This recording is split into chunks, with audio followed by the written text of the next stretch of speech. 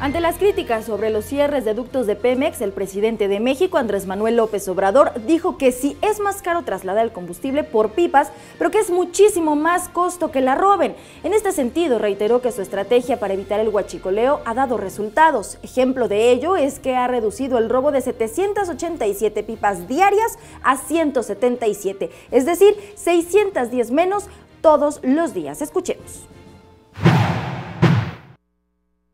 Desde que iniciamos el plan, se han robado 8.540 pipas menos. Si se colocaran las pipas una tras otra, son como 80 kilómetros de pipas, las que ya no se han robado.